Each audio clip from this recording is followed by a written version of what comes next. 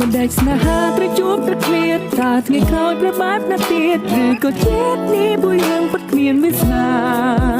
បងមិនជឿលើព្រំលិខិតបងមិនជឿលើបណ្ដាសាឧបសគ្គរៀងធំប៉ុណ្ណាប្រជាប្រិយមួយឈ្មោះទៅរកជីវ៉ាដួងច័ន្ទខ្លាចជាពលឺភ្លឺធ្វេដង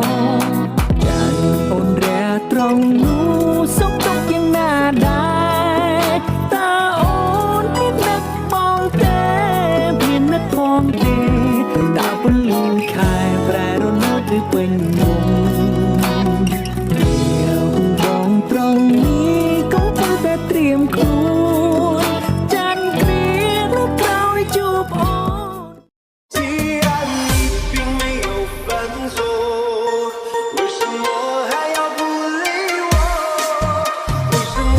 都不肯对我说，请你不要再怯懦。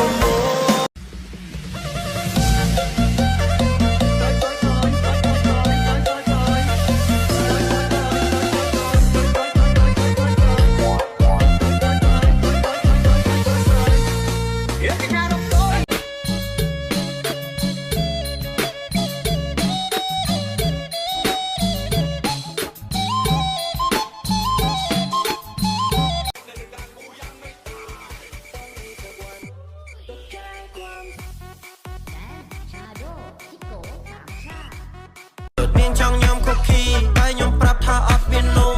ជឿនាងចង់ smoke ori តែខ្ញុំមានតែបារីដើមធំអត់ចង់លេងបៀកាទេបៀនាងទាវចង់ឲ្យខ្ញុំធ្វើទុំ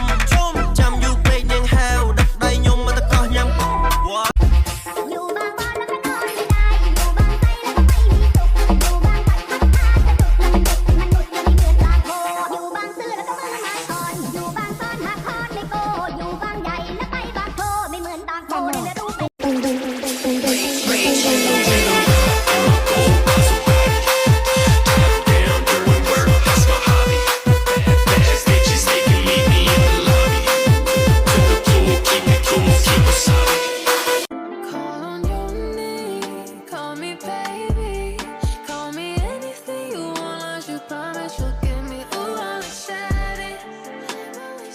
ทั้งงัดทั้งงัดทั้งงัดงัดทั้งงัดทั้งงัดทั้งงัดงัดทั้งงัดทั้งงัดทั้งงัดงัดทั้งงัดทั้งงัดทั้งงัดงัดทั้งงัดทั้งงัดทั้งงัดงัดทั้งงัดทั้งงัดทั้งงัดงัดทั้งงัดทั้งงัดทั้งงัดงัดทั้งงัดทั้งงัดทั้ง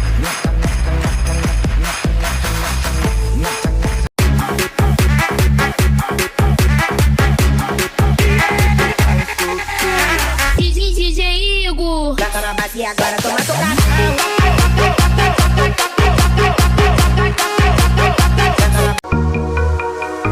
Hãy nói với em là mình đã chính thức yêu hay là bạn thôi. Đừng có đem qua cho trái ai đoán tâm tư một người. Đừng biến tim em thành một nơi đến lúc vui và rồi khi thấy phiền em là gì chỉ mình anh biết. Hãy nói với